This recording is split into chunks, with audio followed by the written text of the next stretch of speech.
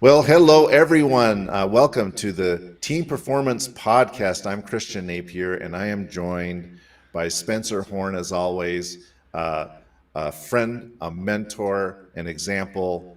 Spencer, it's a joy to be with you today. Thank you so much. I'm looking forward to our conversation. You're always so kind and welcoming. I am so excited to be with you, and I'm excited to see you on Friday in Yeah, Dallas. it's so funny that we live 20 minutes away from each other, but we have to go to another state to actually meet in person for whatever reason. No, exactly. And so maybe we need to make sure we go out and have some dinner in Dallas or Fort Worth or somewhere. But I'm excited to see you. So, are you enjoying the snow as much as I am?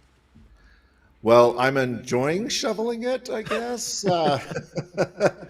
I will say that my snowblower got some use this morning. There was a little bit more than I wanted to shovel by hand, so I decided to break out the snowblower and give it a go. But it's beautiful. Looks like we're going to have a white Christmas. Fingers crossed that the snow stays around till Christmas Day.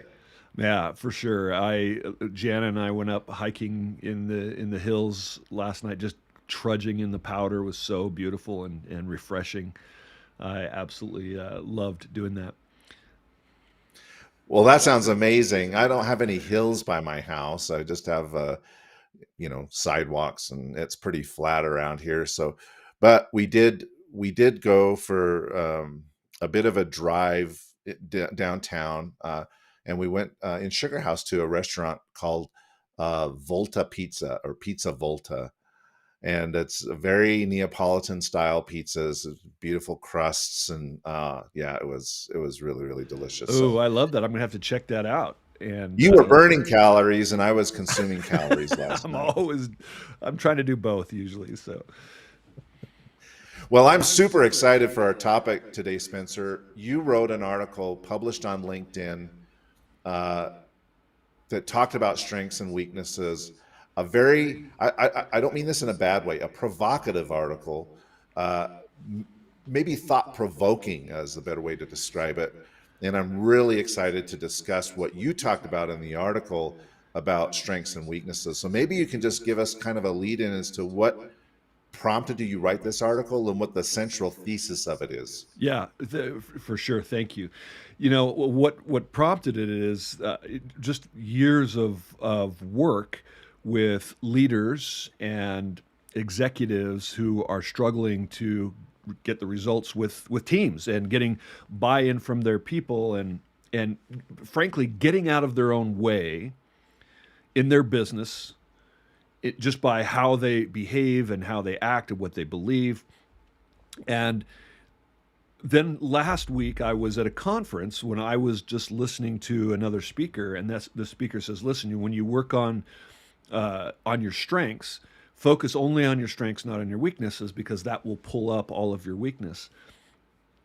And to me, that is incorrect. It is fallacious. And when we talk about strengths, I mean, I am a proponent of utilizing our strengths. We need to use the talents that we have been given. And I'm not talking about physical or mental attributes. Like, I've got all these books. Here's Strengths Finder, Go Put Your Strengths to Work by Marcus Buckingham. No, Go Discover Your Strengths, and Strengths Based Leadership. I've got all of these, and I believe in utilizing our strengths, and I agree that when we use them, we get greater energy. But let me give you an example of how the argument is laid out in StrengthsFinder, for example. In my article, I talk about some sports analogies about why that is fallacious. For example, if you play golf, you have a multiple of clubs, right? I mean, you've got your driver, you got a couple different drivers. You got a one, two, three driver. Then you've got all the way up to 9 irons and putters and pitching wedges. Usually, a golfer has a couple of clubs that they're strong at, right? I mean, some people may love the driving, some people may be really good at putting.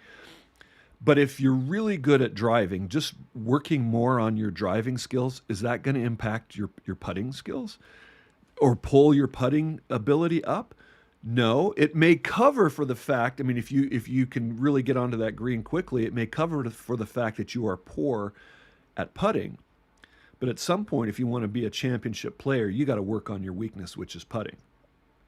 That's what I'm talking about. Now, I'm not talking about are you physically not a good candidate to be a golfer, right? That's not what I'm talking about, because that's what StrengthsFinder here says. So here's what they say in StrengthsFinder 2.0 by Tom Rath.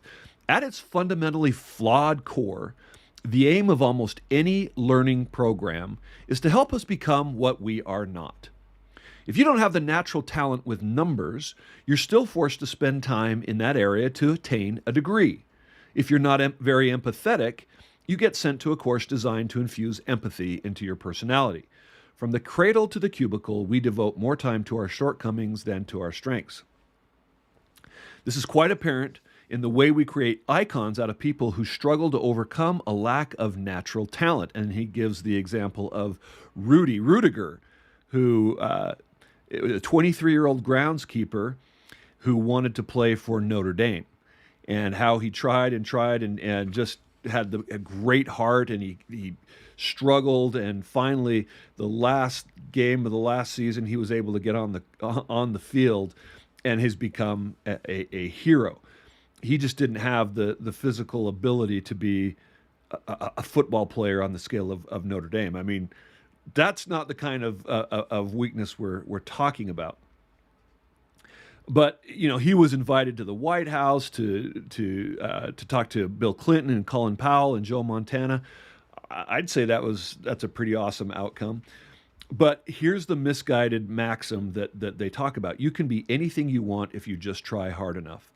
Now, I'm 6'7", Christian, and so I'm pretty sure that I don't have what it takes to be a fighter pilot or a jockey, at the a horse rider. I'm not going to show up in Louisville at why am I going blank? At the Kentucky Derby. At the Kentucky Derby. I'm not going to be riding anytime soon at the Kentucky Derby. But that's not what I'm talking about. I'm talking about our behaviors as leaders, our ability to strengthen the team performance. Thoughts, observations. What do you think? Well, I find this really, really intriguing because you're right. There are certain things that are beyond our control that in some cases we're not a perfect fit. Like you said, you couldn't be a jockey. You don't have the physical build for that. Uh, and I certainly couldn't be a center in an NBA basketball team. I don't have the physical build for that.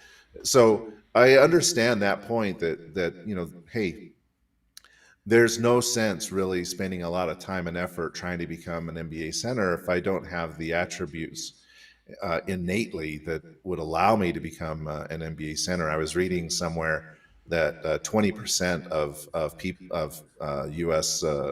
Citizens that are 7 feet or taller have played professional basketball, right? Because they have the physical attribute that allows them to do that. Right. And the great quote from that legendary coach Frank Layden, "You can't teach height," applies there, right? Exactly. Because that's it's an innate attribute that is required in order to fill that certain role. But I understand that's not what you're talking about here. What No. you're talking about are behaviors, and behaviors are different than these kind of physical characteristics that we don't have any. We have no ability to overcome.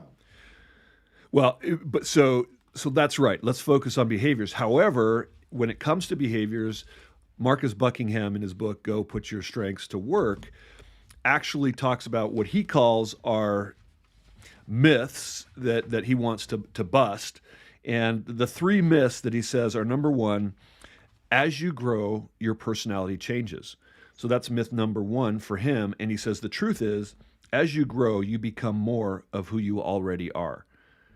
Well, for me, that's very scary, because if I become more of who I already am, what if I'm a jerk?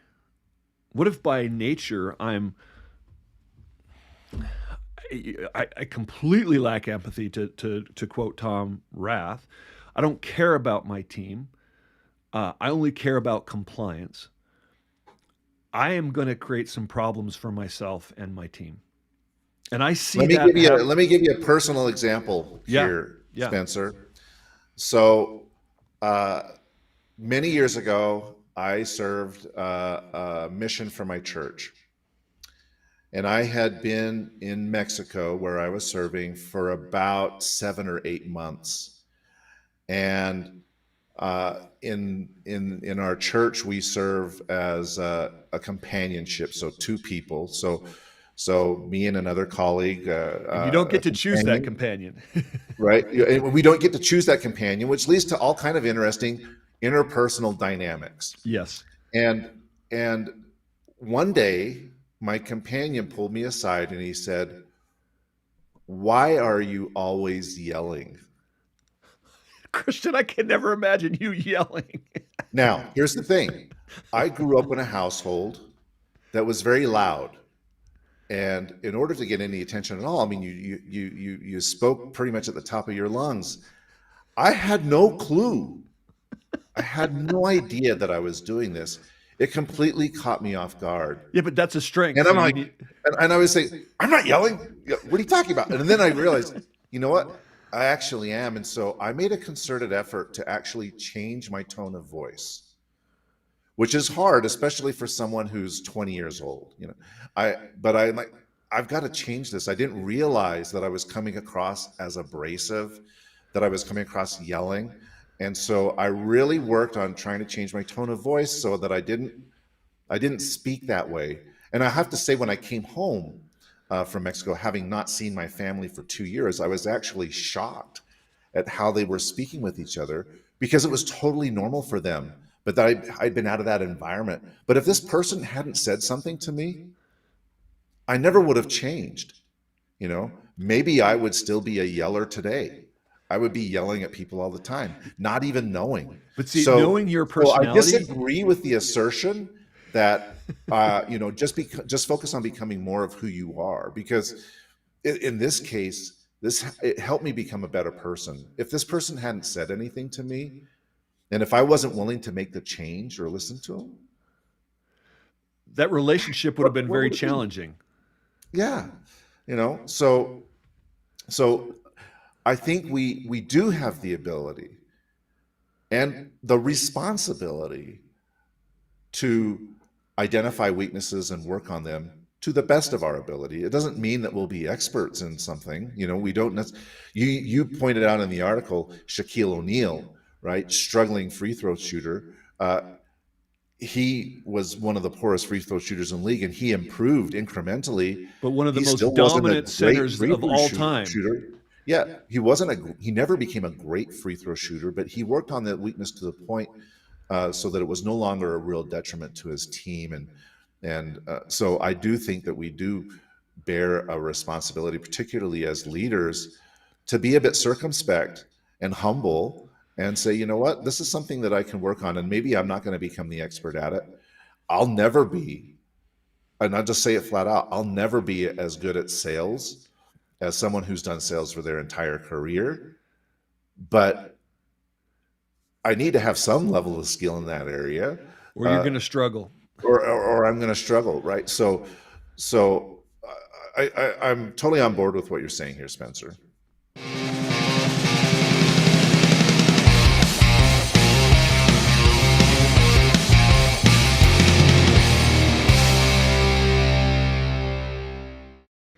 Well, what they're saying is that you would just hire somebody to do those sales for you, and there's some truth to that. But you also have to understand the sales process to make sure that they're doing it the right way and that they're representing you the right way. Let me go back to this myth that Marcus Buckingham says: as you grow, your personality changes. I believe it can, and I personally believe it should, and so I want to address this myth. Um, His view is not unique. There was a gentleman by the name of Arnold Daniels, and this is to me, it's a very interesting story. He was a bomber pilot during World War II for the U.S. Army Air Corps. We did not have the Air Force during World War II. It was called the U.S. Army Air Corps.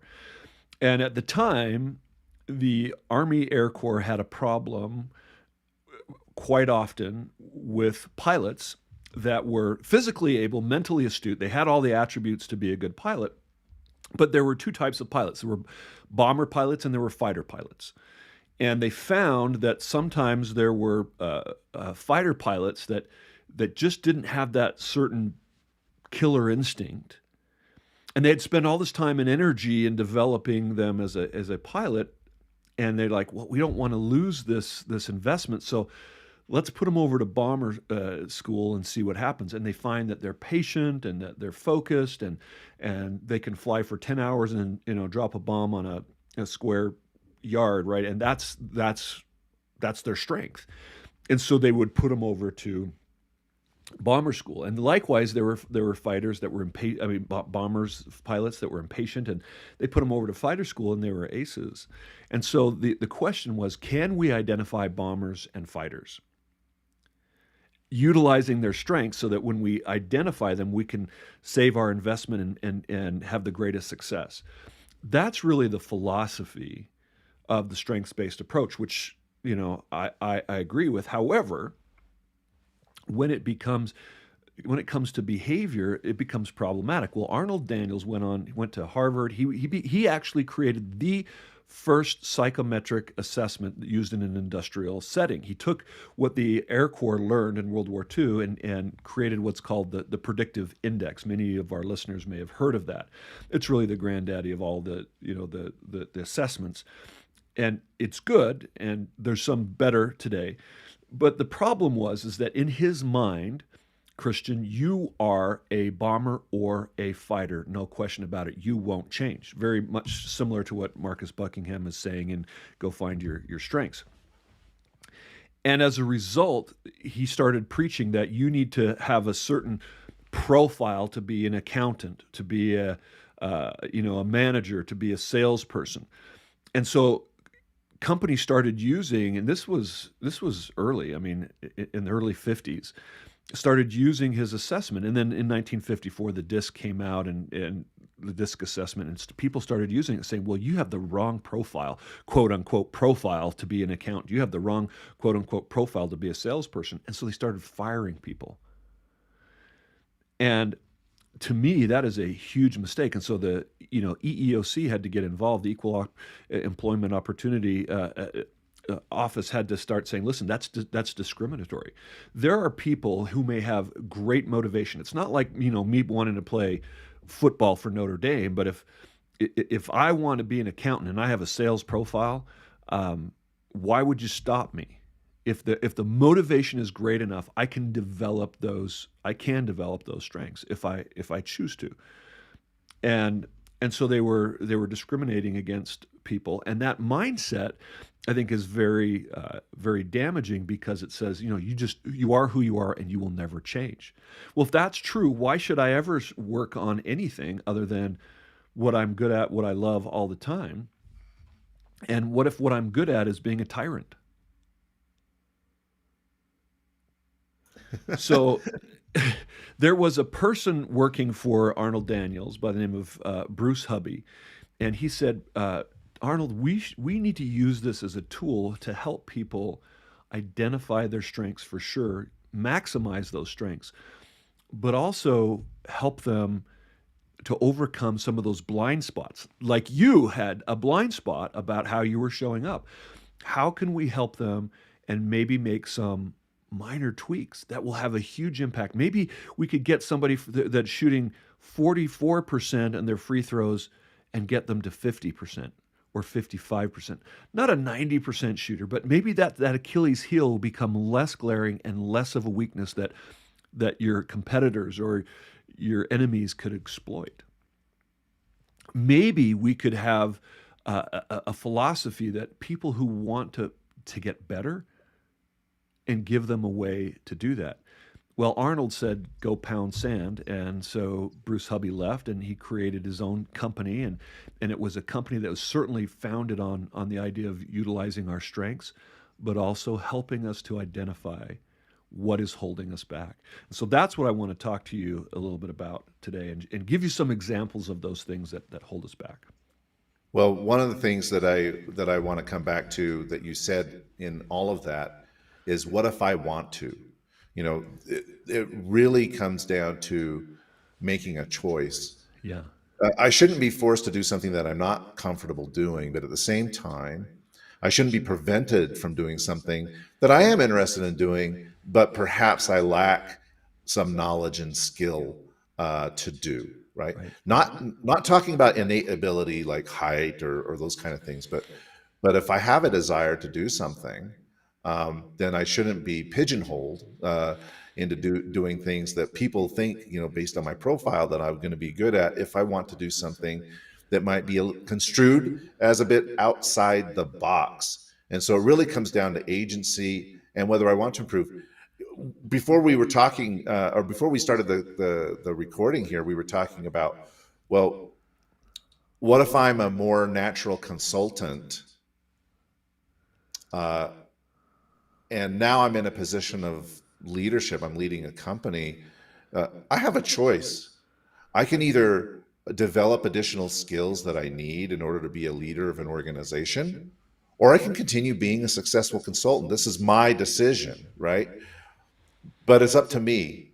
And if I want to make a different choice, and I'm speaking here personal experience, this is what I've done, after being a consultant for many years, now going in and starting my own company and having to lead people, uh, I need to develop the skills that are required to do that. Am I willing to put in the time and the effort to develop those skills? That's really the central question. Uh, and I realize that I have some weaknesses that I need to work on. And am I ever going to be the top salesperson in an organization? Probably not. But I need to develop enough knowledge and skill in that area so that at a minimum I can make informed decisions and I can understand what my salespeople are doing. So I, I think you really hit it on the head there, Spencer, when you talk about, what is it that I want to do? You Right. know, And so for me, I wanted to be a better husband.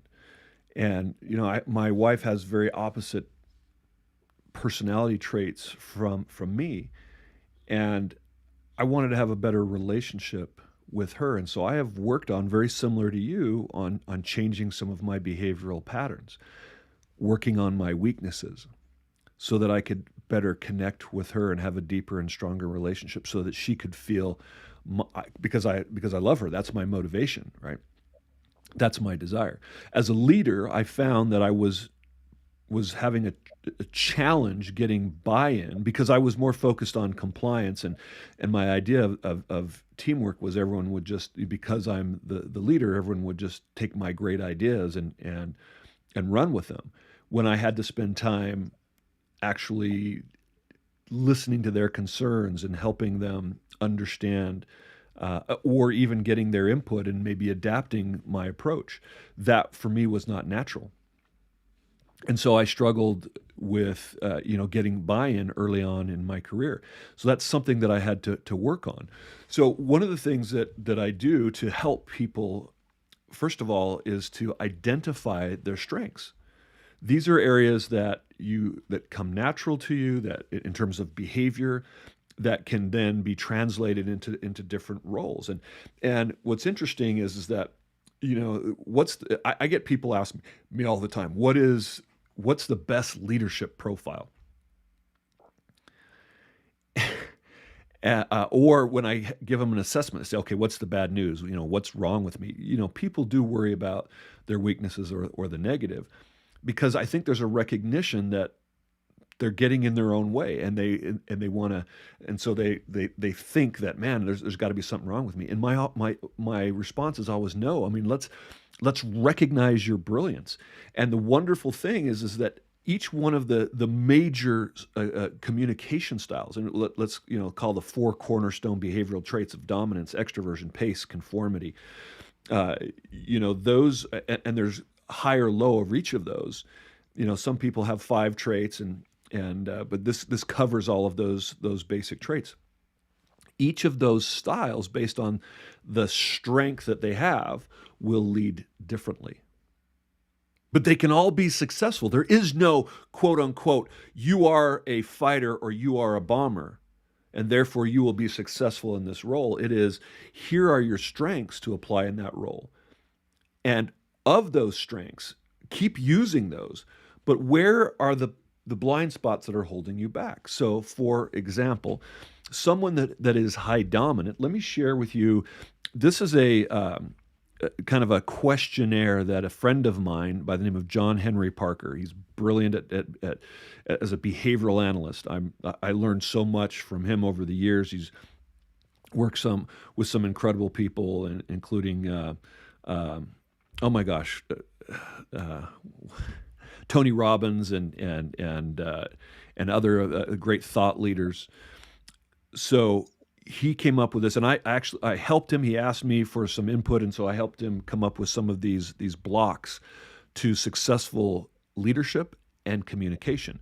So someone with high traits like mine, for example, Christian, sometimes we take on too much responsibility and we struggle delegating. We can intimidate others due to intensity level, just kind of like you were kind of loud. That could be a problem. But self-imposed tension, the desire to control people, demanding nature can divide people in teams. The intensity level can cause people to stop openly sharing their true thoughts and feelings. Inflexibility can be perceived as controlling. High unrealistic expectations of others. Overly critical may wear people down. Controlling versus empowering. Focus on ruminating on problems. Overactive and busy but lacking meaning and purpose. Overly sensitive to being disrespected or embarrassed. Having this have to work hard mentality, thinking about what they want to say next instead of truly listening. Now, aren't some of those things problematic for a person in leadership position? Oh yeah, absolutely. Yeah, But no doubt. that's a high dominant person. Let's look at what if you had low dominance. Okay, being overly agreeable with forceful personalities could cause a problem, right? Or agreeable and easygoing nature can be taken advantage of. Deferring decisions to gather consensus can be perceived as indecisive as others. Deferring or not taking action sooner can create regret and resentment over time. Not speaking up when necessary, avoiding conflict to maintain a sense of calm. So that's kind of an opposite weakness. Oh yeah, and I'm definitely more in the latter camp than the former, no Right, doubt. right. And then you have 3 other traits that are both high or low. So high extroversion and low extroversion has a series of behaviors that are associated with that. High patience and low patience or impatience, or high conformity and low conformity. They all have their Achilles heel. I was talking, this was a couple of years ago, 2019 in Grand Rapids, Michigan. And I was giving a keynote on this topic, there is an I in team, which is my version of emotional intelligence and working on ourselves, right? Working on the I to be a better team member. And after I spoke, one of the participants in the audience came up to me, and she said, "I want to talk to you." She says, "I'm originally from Serbia. I'm a project manager, and I have a team of 5 that report to me, and I'm a great manager." I mean, I feel like I care about my people. I want to protect them. And there was a position that came open for me to get a promotion so that I could be a divisional vice president, which would allow me to be even more protective of my team. When that position came up, I applied and I didn't get it. The person who got the job, I feel like is not as qualified as me. And she's like, "Why did that happen?" And just from talking to her, I could tell that part of her personality was more like yours. She was caring about her team. She was not necessarily comfortable being assertive. She was certainly not comfortable self-advocating and saying how amazing she was and why she deserved that promotion. And I asked her, I said, Are you somebody that is more interested in putting your head down and working hard and hope you get noticed versus being willing to stand up for yourself and say, "Here's why I deserve it"? She said, "That's absolutely the case." And I said that the person who was making that hiring decision probably had a different personality in that they are seeking positions by winning them. And when the person who applied that got the job had the personality similar to theirs and self advocated and said, "Here's why I deserve it, here's what I'm going to do," they heard it and overlooked you. Because you were unwilling to get uncomfortable and speak up and self advocate, somebody less qualified got the job. This to me is an example of how we need to sometimes get uncomfortable and work on our weaknesses so that we can get the results that we want to have.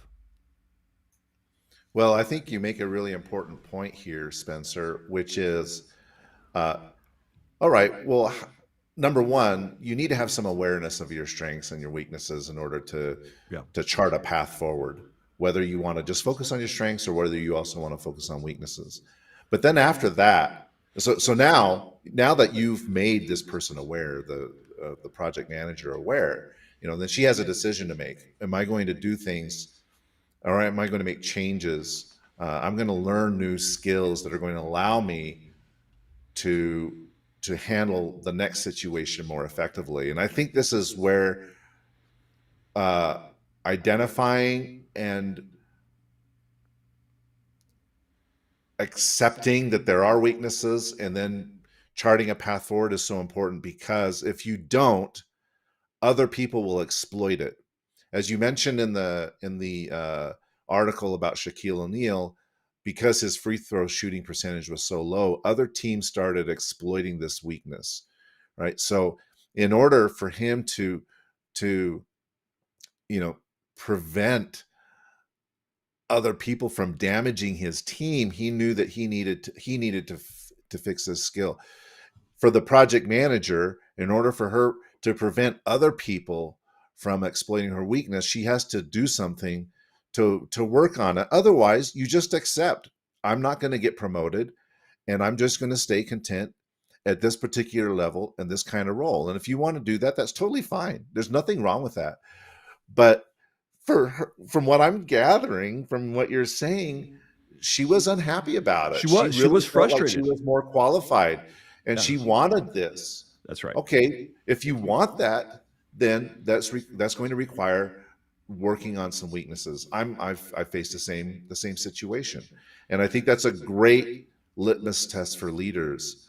If we see that other people, whether it's our subordinates, our peers, our competitors, whoever it is, if they are exploiting a weakness, then we have to make a decision. Am I okay with that? And if I am, all right, fine. But if not, then I need to do something about it. And that means making a change.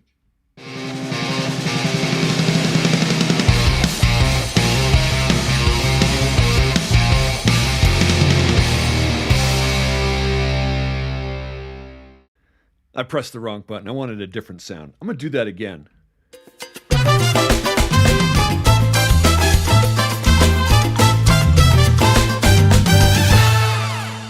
That's better. See, that was a weakness. I'm trying to get better at doing this, and hopefully I'm getting better, but just press the wrong button. Hey, that's another great example, though, Spencer. What happened with COVID? Yeah. Everybody in your profession just stopped. Right. And if you wanted to be successful, you had to learn how to do things virtually. Yeah. You acquired skills that you never thought you could acquire. Look at you pushing all these buttons with multiple monitors and multiple cameras. Yeah, And sharing it's screens hard and for all me. this It's kind not of stuff. necessarily a strength, but I've learned how to do it. And am I as good as somebody who does this full time? No. And as a matter of fact, you should tell that story. I actually missed you in Lebanon because you were going to tell this story about why the International Olympic Committee hired you as a consultant. What did you do that caused them to keep you on board that you didn't necessarily have a strength in?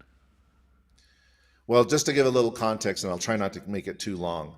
So the work with the International Olympic Committee encompassed interviewing the people, the boots on the ground, who organize, the plan, and deliver what ostensibly is the world's most complex and largest peacetime event, the Olympic Games. Uh, to conduct these interviews, you ideally needed to have a certain set of skills. And one day, I was having a conversation with my counterpart in the IOC, and he said to me, Christian, uh, you have a very rare combination of skills that really makes you, for all intents and purposes, irreplaceable.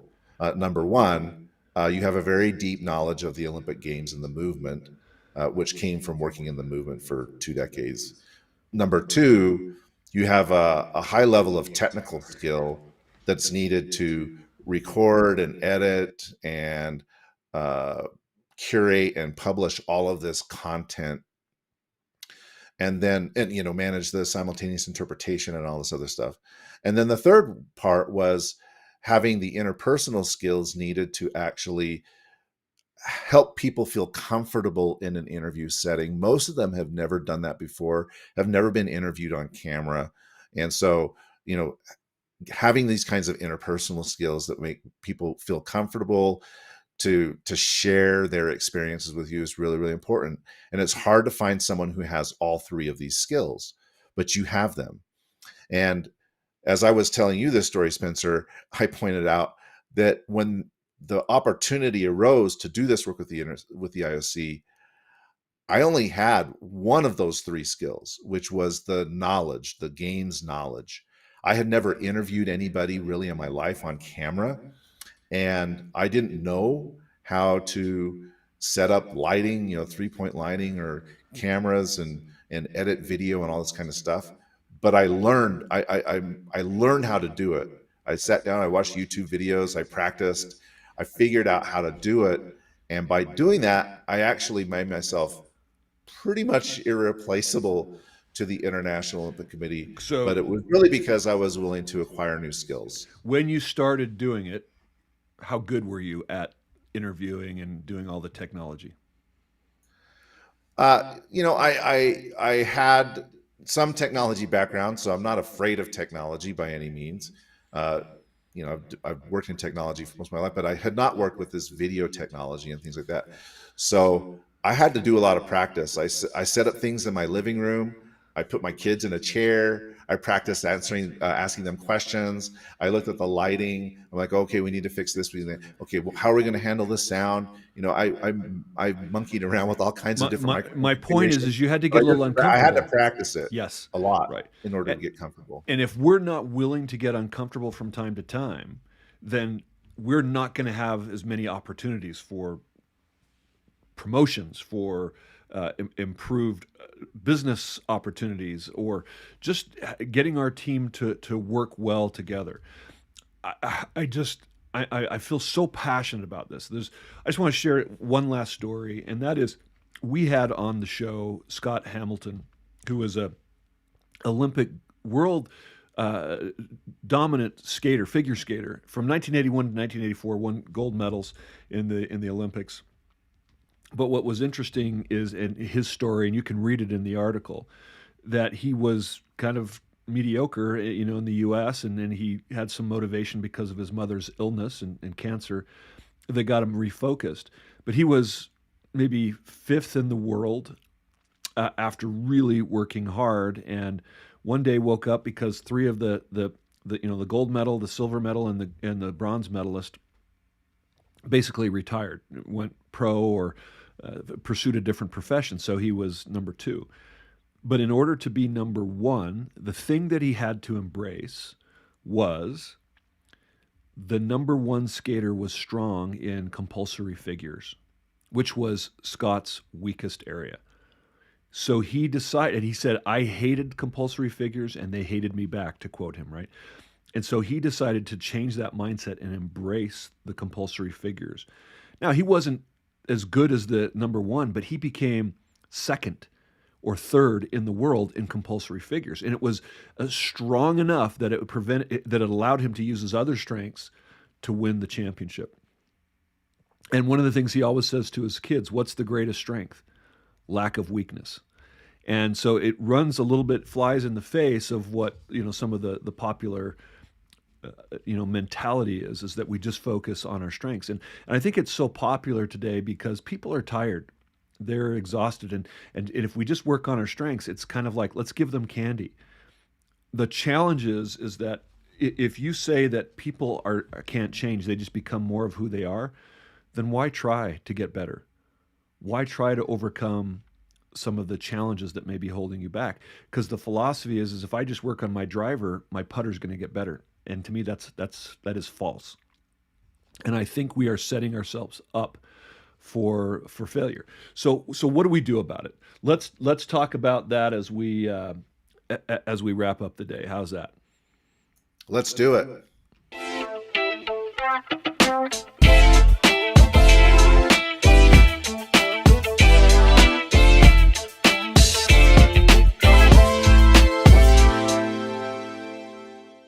So the question I ask in my article is, how do you work on your strengths without draining your motivation and energy? And you have to be careful about that, because I want people to be energized and excited, and I do believe that overcoming obstacles, like Martin Seligman, the psychologist, also believes in utilizing our strengths, but he also says there needs to be you need to have wins, right? And for me, just using my strengths doesn't necessarily always bring those wins, but overcoming a challenge or a difficulty, climbing a mountain for me is the metaphor I like to use. It's actually part of our logo, a mountain, and it takes effort to climb that mountain. But when you're up there, the feeling of euphoria is great. Just conquering something that I'm already good at doesn't really bring me much satisfaction. So identify, first of all, what are your strengths and what are the areas that may be blind spots. And sometimes you need someone outside, like your missionary companion, that said, hey, dude, tone it down a little bit. So sometimes it's good to have an outside perspective. So in the article, I actually put a link to the ProScan survey, which I believe is one of the best in the world. And that's not just opinion, it's a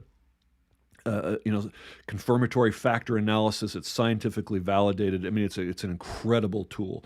So we can identify your behavioral and strengths, and many of those correlate to different industries that you may excel in naturally, but it doesn't necessarily mean you have a barrier to do something if the motivation is great to do something else. Like I've seen an accountant that runs an accounting firm that has a great sales profile, but not the quote unquote typical accounting profile.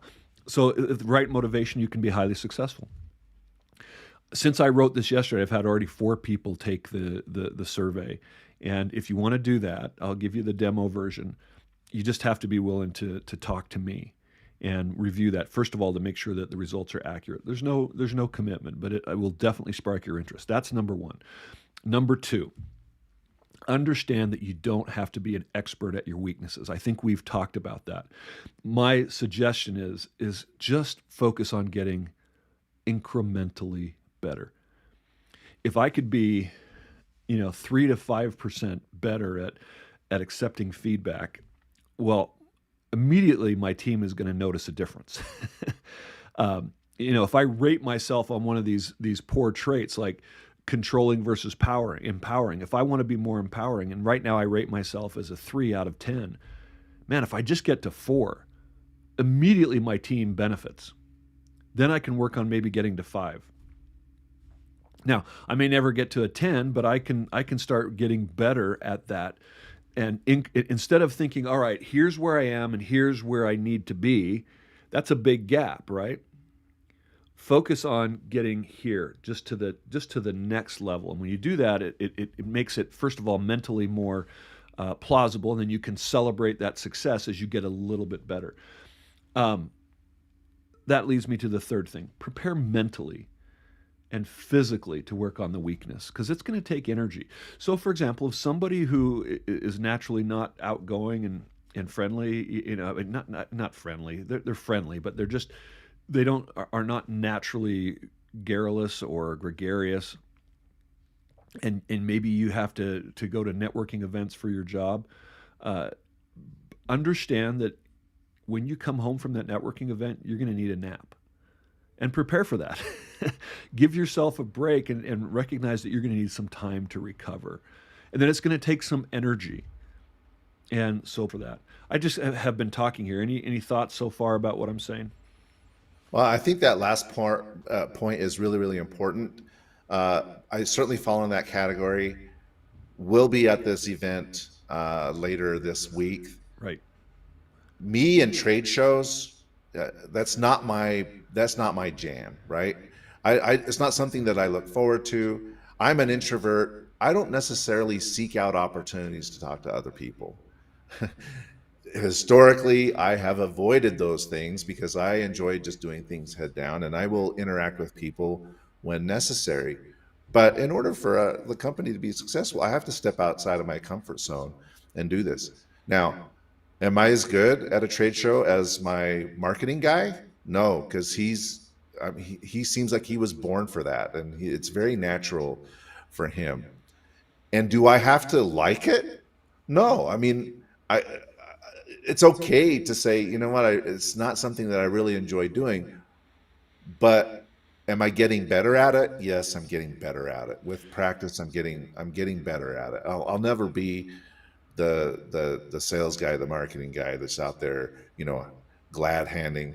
I don't mean that in a derogatory way, But but shaking if hands you and just talking to got people. it, But if I can just do it a little bit better than I did it in the past, that's a big help for our that could company. be a whole new income bracket. 3 to 5% improvement could make a huge difference in your bottom line. And so that's a great example. And so knowing that working on those weaknesses takes energy, only work on one or two. Be very, very focused, be very specific. And so prioritize them. What I always start with, what is the one thing that is your Achilles heel that you get feedback on all the time that people are frustrated with you about? That's the one thing that I would work on. And again, just incrementally better. So, number 4, give yourself some grace when you fail. Note that it's going to happen, but what happens is we judge ourselves too much. And so when we struggle with a behavior, instead of saying, "Oh, I'm not doing very well. I can't do this," be curious and start to ask, "Why was it hard for me? What were the circumstances about that?" And you start to learn more about yourself and how you respond, and that awareness is very, very powerful. So change that self judgment, which can cause us to lose confidence, into curiosity and understanding, and know that anybody with your natural traits will struggle with those behaviors. And so that helps you to mentally give yourself a little bit of a pass. I think that's very, very sound advice, those 4 points. And uh, I'm eager to start working on identifying and improving on some of my weaknesses. It's often helpful if you've got someone to assist you along the way rather than trying to do it yourself. And you've helped so many people and so many organizations over the years to do just that. So, Spencer, if people want to learn more about how they can, uh, improve their weaknesses, not getting it from a 3 to a 10, but maybe to a 5 or a 4. What's the best way for them to reach out and get in touch with you? Reach out to me on LinkedIn. I'm getting a lot of people doing that these days, which is great. Spencer Horn on LinkedIn. Altium Leadership is our company. So altiumleadership.com is our website. That's Altium. And last thing I would say is that when you have a success, like when you got that contract with the IOC because of those things that you did to get uncomfortable, celebrate, reward yourself for even small wins, and do something that energizes you, right? Because you're going to have to spend some time getting uncomfortable. So make that more comfortable by doing something that is a reward for yourself. And so, Christian, with your amazing consulting services and everything you're doing with Raconto to help businesses tell the stories of their success and getting more buy-in, how do people find you? Hit the mute button there. LinkedIn is great. So just look up Christian Napier on LinkedIn. You'll find me. founder and CEO of Raconto. And you can also go to our website, raconto.io. It's rakonto.io. Spencer, another really super engaging, informative, educational conversation and inspiring, quite frankly. I really appreciate it. Listeners, we appreciate you. Please like and subscribe to our podcast, and we'll catch you again soon.